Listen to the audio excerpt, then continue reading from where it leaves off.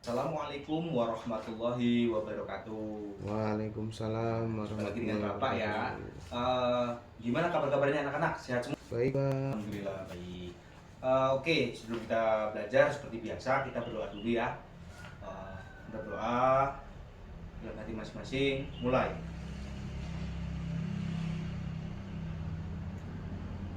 Doa selesai. Nah, anak-anak, hari ini kita akan belajar tentang norma dan aturan dalam kehidupan bermasyarakat. Oke, Bapak ilustrasikan seperti ini. Ini ada gambar.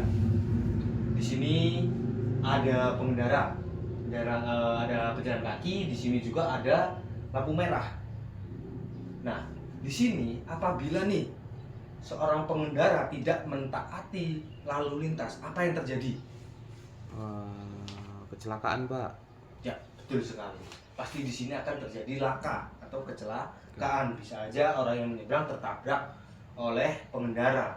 Nah, maka dari situ di sini harusnya ada aturan dan ada norma yang mengatur agar di jalan raya ini tertib. Nah, tujuan dari pembelajaran hari ini adalah mengidentifikasi jenis-jenis norma.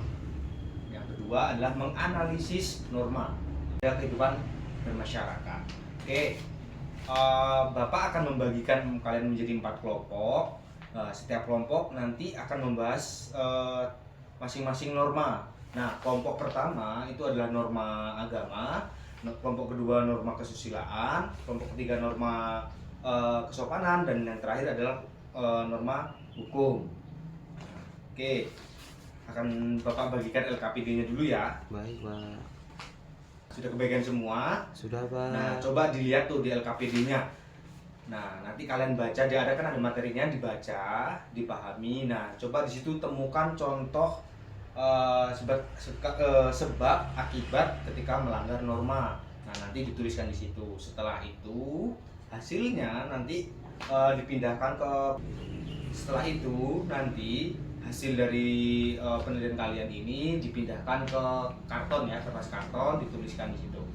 Baik, Pak. Nah, nanti setelah ditulis di karton, Bapak harap nanti setiap kelompok mengutus 2 orang untuk menjaga stand, karena kita akan melakukan galeri wall.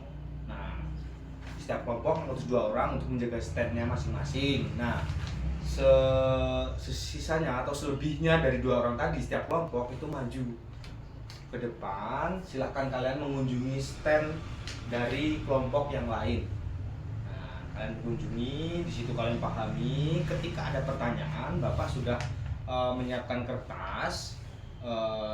Jika ada pertanyaan, nanti tulis kertas ini dan ditempelkan di karton yang sudah ditempelkan di tembok.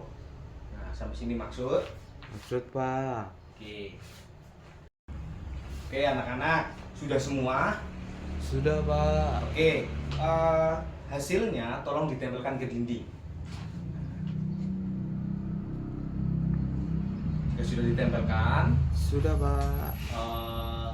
silahkan mengutus 2 orang untuk menjaga stand. Nah, setiap kelompok 2 orang ya menjaga stand. Selebihnya silahkan kalian melakukan galeri walk, berkunjung ke ke stand kelompok lain. Ya, Nah, dari kelompok 1 nanti mengunjungi kelompok 2, kelompok 3 dan 4. Begitupun selanjutnya kelompok 2 mengunjungi kelompok 1, 3 dan 4. Begitupun seterusnya. Baik, Pak. Anak-anak, sekiranya tadi ada pertanyaan enggak? Tidak, Pak. Oke, Bapak jelaskan sedikit. Norma, apa itu norma? Aturan dan ketentuan yang disepakati secara bersama. Nah, tujuan adanya norma apa? Untuk menciptakan ketentraman, ketertiban. Nah, fungsinya apa? Fungsinya adalah untuk mengatur, membatasi tingkah laku manusia agar mewujudkan kehidupan yang tertib, yang aman.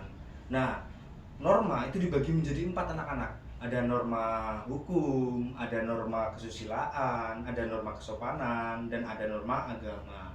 Nah, contohnya norma agama ini apa, anak-anak? Contohnya adalah ketika kalian menjalankan syariat agama itu sama aja menjalankan norma agama. Contohnya seperti ketika kalian sholat 5 waktu, tidak berzina. Nah, itu kalian mentaati norma agama. Nah, akibat dari melanggar norma agama apa anak-anak? Mendapat siksa, bahkan masuk neraka. Yang kedua adalah norma kesopanan. Nah, norma kesopanan ini kebiasaan adat istiadat. Contohnya apa anak-anak? Menghargai orang yang lebih tua. Ketika berpergian kita berjabat tangan, mencium tangan orang tua. Apabila kita melanggar itu semua, apa sanksinya?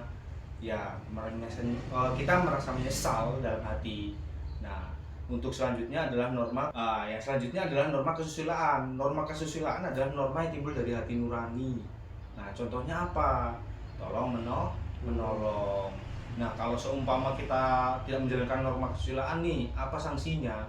Sanksinya ya dicemooh masyarakat, memusuhi masyarakat. Dan yang terakhir adalah norma hukum.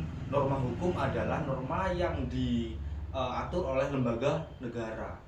Nah, norma yang ditulis oleh lembaga negara. Nah, contohnya apa? Mentaati undang-undang. Jika di jalan raya harus taati tentang undang-undang lalu lintas. Jika kalian melanggar itu apa yang terjadi? Ya kena hukum negara, bahkan yang parah bisa dihukum oleh negara, dimasukkan penjara. Oke anak-anak, kira-kira nih Bapak ingin tanya, jika kalian di sekolah, norma apa yang sering kalian langgar? Norma agama mungkin Pak. Bisa aja nih ketika kalian nyontek nih, itu maksudnya norma mana? Keasusilaan Pak. Ya, maka dari itu alangkah baiknya kita untuk melakukan norma, dan kewajiban kita sebagai manusia ya harus tertib. Kita harus mengikuti norma-norma yang ada. Baiklah anak-anak, Bapak sangat berterima kasih. Kalian sangat luar biasa mengikuti kegiatan Bapak hari ini, kegiatan belajar yang Bapak pimpin hari ini. Bapak harap semua materi dapat kalian resapi, dapat berfungsi, dapat bermanfaat buat kalian ke depan kelak. Oke, untuk kegiatan belajar kali ini dengan lafaz alhamdulillah. Apabila Bapak ada kesalahan, Bapak minta maaf. Baik Pak. Sekian dari Bapak. Assalamualaikum warahmatullahi wabarakatuh. Waalaikumsalam warahmatullahi wabarakatuh.